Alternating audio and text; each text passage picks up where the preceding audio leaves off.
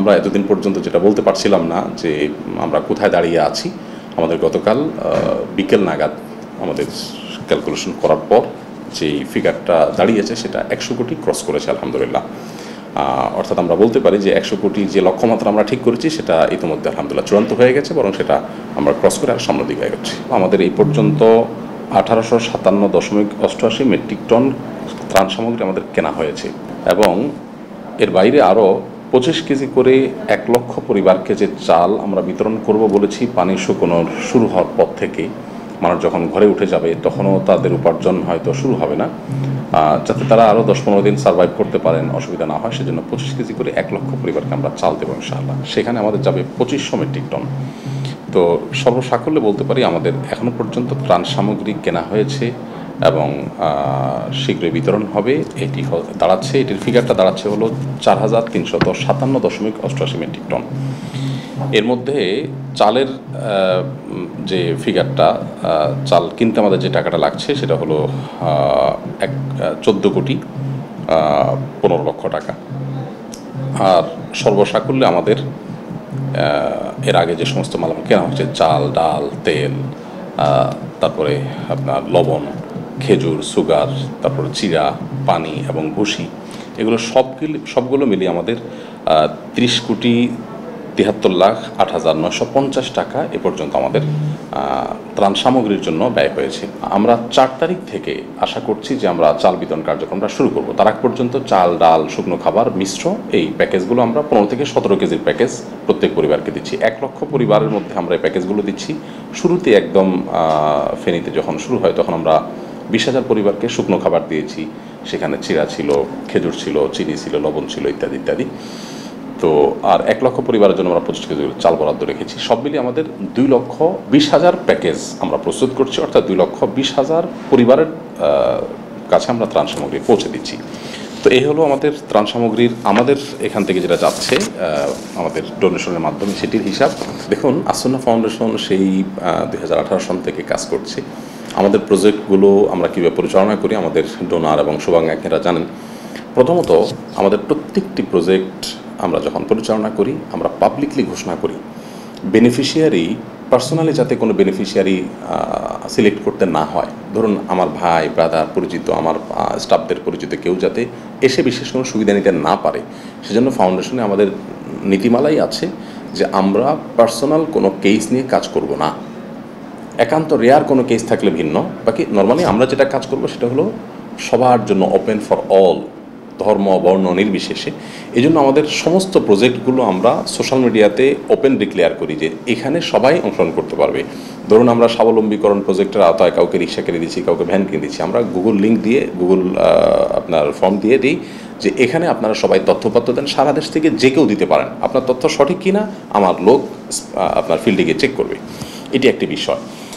আর আমাদের যে ডোনেশনটা আসে, আপনি জেনে হয়তো অবাক হবেন, আমাদের 95+% টাকা আসে হলো অনলাইনে, অর্থাৎ কোনো হাতের ছোঁয়া ছাড়া। এখানে কেউ হাতে স্পর্শ করার সুযোগও নেই। ব্যাংক টু ব্যাংক সেটা আসে, বা মোবাইল ব্যাংকিং কিংবা আপনার SSL কমার্স অনলাইন লেনদেন, এর মাধ্যমে টাকাগুলো আসে। আর ব্যয় করার ক্ষেত্রে একইভাবে আমরা চেষ্টা করি বেনিফিশিয়ারিকে হয় চেক ইস্যু করার, আর নাহলে মোবাইল ব্যাংকিংয়ের মাধ্যমে টাকা দেওয়ার। অর্থাৎ এখানে ক্যাশ টাকা দেওয়ার বেনিফিশিয়ারি এটার সম্ভাবনা খুব কম থাকে আমাদের এখানে, একান্ত বিশেষ কোনো কেস না থাকলে।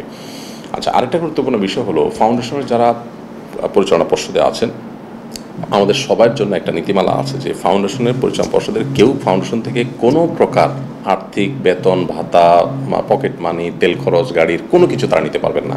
এটা সারা জীবনের জন্য স্থায়ী একটা বিষয় আমাদের। আর আমাদের যারা শুভাকাঙ্ক্ষী, এমনকি স্বেচ্ছাসেবী আছেন আমাদের এখানে যারা কাজ করছেন, আপনি দেখবেন প্রতিদিন এভারেজে 1.5 থেকে 2,000, 2,500 মানুষ কাজ করছেন। এদের মধ্যে বিশ্ববিদ্যালয়ের প্রফেসর আছে, ঢাকা ইউনিভার্সিটির প্রফেসর আছেন, বিভিন্ন শ্রেণী পেশার মানুষ আছেন, তারা সবাই আল্লাহর জন্য কাজ করেন। অর্থাৎ এই প্রতিষ্ঠানটার একটা বিশেষত্ব হলো এখানে যারা কাজ করেন তারা সবাই আল্লাহর জন্য কাজ করেন এবং স্যাক্রিফাইসের মানসিকতাতে কাজ করেন। এরপরও আমরা আমাদের ট্রান্সপারেন্সিকে নিশ্চিত করবার জন্য প্রত্যেকটা প্রজেক্ট শেষে ওই প্রজেক্টের আমরা কোন প্রোডাক্ট কত টাকা দিয়ে কিনেছি, কী পরিমাণ কিনেছি, এই ডিটেইলটা আমরা দিয়ে থাকি। 18-র বন্যায় আমরা 18 কোটি টাকা ব্যয় করেছি, ডোনেশন পেয়েছি 18 কোটি ব্যয় করেছি। 18 কোটি টাকার পাই করে প্রতিটি পয়সার হিসাব আমরা সোশ্যাল মিডিয়াতে ওপেনলি দিয়েছি। আমি জানি না যে কয়টা প্রতিষ্ঠান এটা দেয় বা দিতে পারে, ধরুন আমরা তেল কিনেছি, তেলটা আমরা কোত্থেকে কিনেছি, কত দিয়ে কিনেছি, এটা আমরা কিন্তু লিখে দিয়েছি। ঠিক একইভাবে আমাদের লবণ ধরুন কিনেছি, এই লবণ আমরা কোন কোম্পানির প্রোডাক্ট কতটা কিনেছি, কী দামে কিনেছি, যাতে করে কেউ চাইলে মেলাতে পারে, এগুলো দেওয়া থাকে আমাদের। এবং এই হিসাব নিকাশ সোশ্যাল মিডিয়াতে দেওয়ার পাশাপাশি বছর শেষে যথারীতি একবারে দেশের প্রথম 10টি আপনার একেবারে প্রথম সারির যে চার্টার্ড অ্যাকাউন্টের প্রতিষ্ঠান আছে তাদের আমরা অডিট করে, অডিট রিপোর্ট আমাদের যে কোনো ব্যক্তি অফিসে এসে দেখতে পারেন। আর ফাউন্ডেশনের কোনো ডোনার হলে তারা চাইলে তাদেরকে মেইলে আমরা পাঠিয়ে দিই। অর্থাৎ ট্রান্সপারেন্সি নিশ্চিত করবার জন্য আমরা অনেকগুলো স্টেপ অবলম্বন করি এবং সমস্ত কাগজপত্র আমাদের কাছে জমা থাকে, এগুলো যে কেউ চাইলে যে কোনো সময় চেক করতে পারে। আসন্না ফাউন্ডেশনের এই যে ট্রাস্টের জায়গাটা মানুষের তৈরি হয়েছে, এটা আসলে এমনিতেই হয়নি।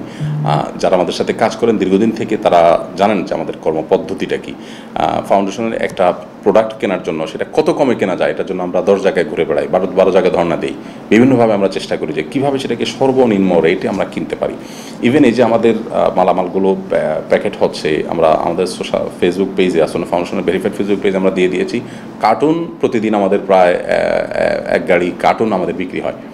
তো এই যে ট্রাক ভর্তি কার্টুন বিক্রি হচ্ছে, কার্টুন বিক্রির টাকাটা আবার ফান্ডে ঢুকছে, সেটাও আবার আমরা দিয়ে দিচ্ছি যে কত কার্টুন আজকে হলো, তার মূল্য কত হলো, সেটা কিভাবে অ্যাকাউন্টে ঢুকলো। তো ট্রান্সপারেন্সি নিশ্চিত করবার জন্য যত ওয়ে আছে সবগুলো আমরা অবলম্বন করি। ধরুন আমি এ পর্যন্ত স্পটে গিয়েছি 2-3 বার, প্রত্যেকবার আমি নিজের গাড়িতে তেল ভরে গিয়েছি আসছি। আমি কখনো আমার এই ফাউন্ডেশনের জন্ম থেকে আজও পর্যন্ত আমি ব্যক্তি আহমদুল্লাহ কোনোদিন কোনো ভাউচার দিই নেই। আমি তো আজকে সিলেট যাচ্ছি, কালকে অমুক জায়গায় যাচ্ছি, আমার খরচে আমি যাচ্ছি। শুধু আমি না, আমাদের টিমের মানে ট্রাস্টি বোর্ডের যারা আছেন অন্তত তারা প্রত্যেকেই এইভাবে যাচ্ছেন। হ্যাঁ, স্টাফ যারা আছেন তাদের তো অবশ্যই প্রতিষ্ঠান খরচ বহন করে। তো আসলে ট্রান্সপারেন্সির ব্যাপারে নিজের বেলা খুব বেশি লম্বা কথা বলতে পারবো না, শুধু এটুকু বলবো যে আলহামদুলিল্লাহ আমরা খুব বুক টান টান করে কথা বলার মতো করে আমরা চলি এবং কাজ করি আলহামদুলিল্লাহ।